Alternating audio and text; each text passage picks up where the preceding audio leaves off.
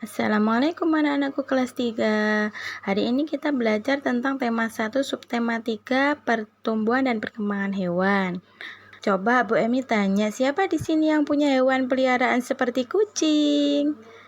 Apa kalian pernah memperhatikan saat kucing berkembang biak?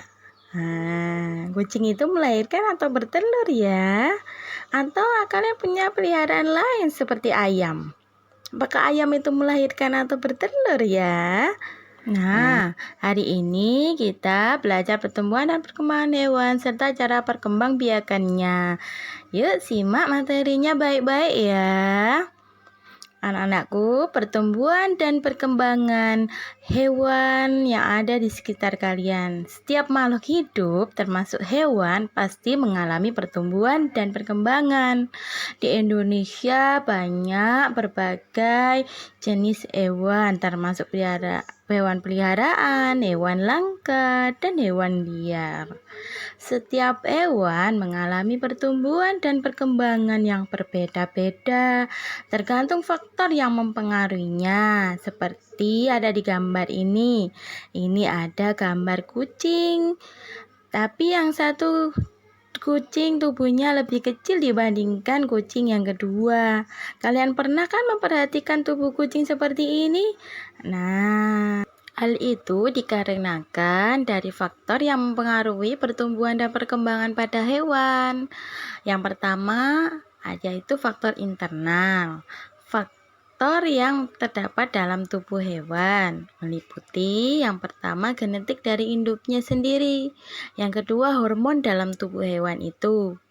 Yang kedua adalah faktor eksternal. Faktor eksternal yaitu faktor yang terdapat di luar tubuh hewan yang meliputi satu, makanan dan minuman, yang kedua aktivitas tubuh, yang ketiga suhu udara, yang keempat oksigen, dan yang kelima sinar matahari.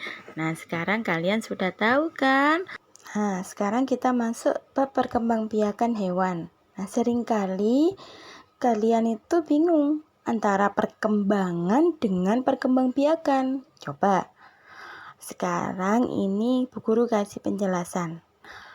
Perkembangan itu adalah perubahan kemampuan, kecakapan, keahlian, kematangan dari organ-organ fisik hewan tersebut. Seperti contohnya ketika telur burung itu menetas, seiring pertumbuhannya fisiknya, perkembangannya juga mereka mampu untuk terbang sendiri. Nah, sedangkan perkembangbiakan adalah kemampuan makhluk hidup untuk menghasilkan keturunan. Jadi berbeda ya antara perkembangan dengan perkembangbiakan. Nah, sekarang cara perkembangbiakan hewan. Yang pertama bertelur atau ovipar. Bertelur atau ovipar contohnya seperti ayam, ikan, kupu-kupu, nyamuk, katak, penyu, dan lain-lain. Kemudian melahirkan atau vivipar. Contohnya kucing, kuda, sapi, kerbau, dan lain-lain. Nah, untuk cara perkembangbiakan yang lainnya yaitu bertelur dan melahirkan atau ovovivipar. Apa sih ovovivipar itu? Ovovivipar itu yaitu hewan tersebut itu bertelur, tapi telurnya menetas di dalam tubuh hewan tersebut atau tubuh induknya. Lalu induknya itu mengeluarkan dengan cara melahirkan. Contohnya buaya, ular, kobra, kadal, dan lain-lain. Berikut penjelasan tentang cara perkembangbiakan hewan tersebut. Yang pertama yaitu bertelur. Bertelur contohnya tadi kan ayam. Nah, ayam memiliki ciri-ciri.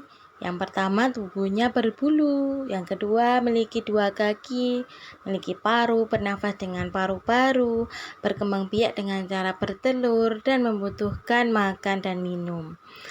Ayam memiliki fase pertumbuhan hidup. Yang pertama telur, kemudian menetas menjadi anak ayam, dan ayam muda, kemudian ayam dewasa. Nah, selain ayam tadi contohnya ada yang lain seperti ikan. Nah, ikan juga memiliki ciri-ciri seperti bernapas dengan lisan, bergerak dengan cara berenang menggunakan sirip, dan berkembang biak dengan cara bertelur. Fase pertumbuhan hidup ikan yang pertama dari telur atau disebut larva, kemudian menjadi anak ikan atau ikan kecil, dan kemudian berkembang menjadi ikan dewasa. Selain ayam dan ikan, yang ketiga yaitu katak. Fase pertumbuhan hidup katak yang pertama yaitu telur, kemudian menjadi kecepong tanpa kaki, dan selanjutnya menjadi kecepong dengan kaki, yang kemudian berkembang menjadi katak muda berekor, selanjutnya menjadi katak dewasa. Begitupun seterusnya sehingga bisa disebut sebagai daur hidup. Dan yang keempat, kupu-kupu. Fase pertumbuhan hidup kupu-kupu yang pertama dari telur yang menetas menjadi larva atau ulat.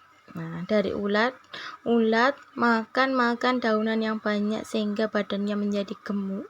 Setelah gemuk, dia berubah menjadi kepompong.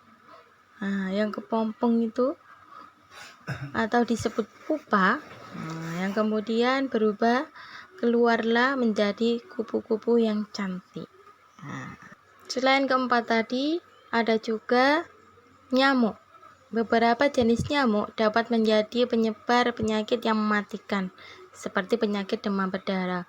Berkembangnya nyamuk dikarenakan banyak genangan air. Untuk itu, kita harus membersihkan lingkungan serta membuang benda-benda yang sudah tidak dipakai, agar tidak dijadikan tempat perkembangbiakan nyamuk.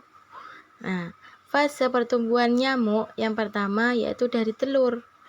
Telur nyamuk menetas menjadi jentik-jentik.